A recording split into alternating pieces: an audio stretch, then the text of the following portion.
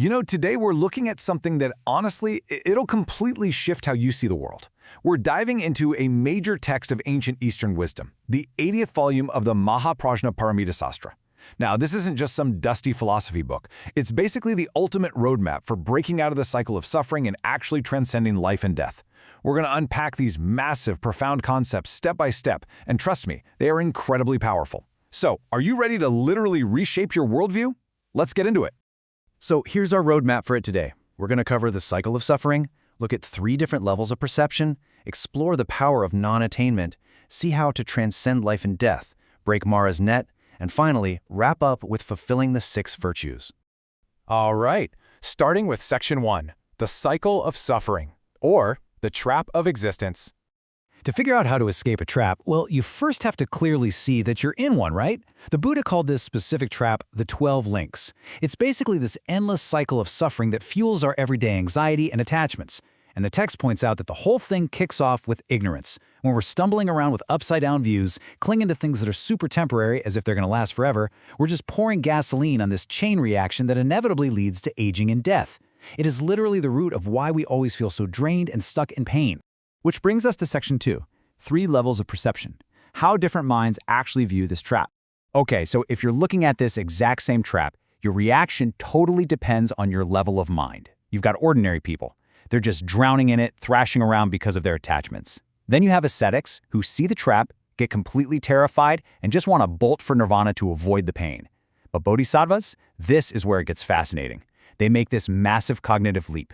They don't panic. They don't run away. Instead, they put on a totally different pair of glasses and realize, wait a minute, not only is the bait fake, but the entire trap itself is an illusion. They see the cycle as completely empty. And when we talk about emptiness, we really got to be careful, because a lot of people hear that and think, oh, it's just a dark, negative void. But look at this quote. It compares wisdom to empty space. Space isn't just nothing, because it isn't locked into one fixed, rigid shape. It holds this unbelievable, inexhaustible potential for absolutely everything. That's what emptiness is. It's the magnificent, limitless potential of reality. Moving right along to Section 3, the power of non-attainment, the key to the bodhisattva's freedom. So the big question is, how do bodhisattvas actually use this observation of emptiness to beat the 12 links? The secret sauce here is non-attainment. Think about it. If you graft onto things, bam, you're right back in the loop. You swing between extremes. Either you're terrified of losing things you think are permanent, or you swing the other way and think everything is totally nihilistic and meaningless. But with non-attainment, the bodhisattva sees right through the chain. They know everything is just a temporary mashup of conditions with no fixed essence. So they live and act in the real world, but inside, they aren't desperately trying to claim ownership of any of it. That is the middle way. And honestly, it is the true meaning of freedom. Now for Section 4. Transcending birth and death, dismantling the illusion of aging. Okay, so we're talking about applying this massive concept of non-attainment to our absolute deepest human fears. And it naturally begs the question, if everything is just an illusion of assembled conditions, how does simply knowing that actually break the cycle of birth and death? Like, how does observing emptiness literally cure our fear of getting old and dying? The text gives us this brilliant, almost shocking logical breakdown. It points out that aging and death don't actually have a fixed, unchanging form. I mean, think about it for a second. Is having gray hair what makes you old? Tons of young people have gray hair. Does a bent back make you old? Nope. Some elderly folks are super robust. It uses this classic metaphor of a chariot.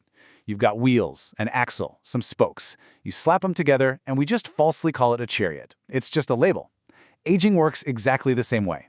It's just a temporary assembly of physical phenomena that we've slapped a scary label onto. Because things are changing every single millisecond, there is actually no fixed old age to even attain or fight against.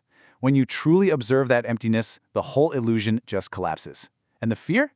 It totally evaporates. And that takes us to Section 5. Breaking Mara's net, escaping the demon of illusion. Now, when you start living with this fearless wisdom of non-attainment, you're inevitably going to face pushback. Enter Mara, the physical manifestation of illusion and temptation. The text paints this incredibly vivid picture.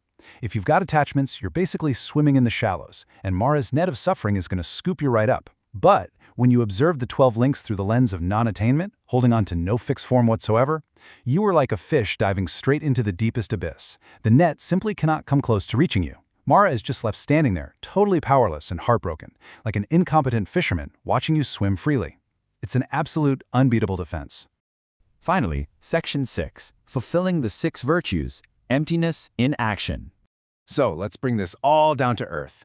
What does this profound realization actually look like in your day-to-day life?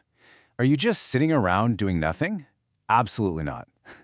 The coolest part is that a bodhisattva doesn't have to mechanically check these virtues off a list one by one. When you act based on emptiness and ultimate wisdom, a miracle happens. If you give to someone without secretly grasping for a reward, you automatically and perfectly master morality, patience, energy, and meditation all at the same time. 1 is 6, and they are all perfectly fulfilled.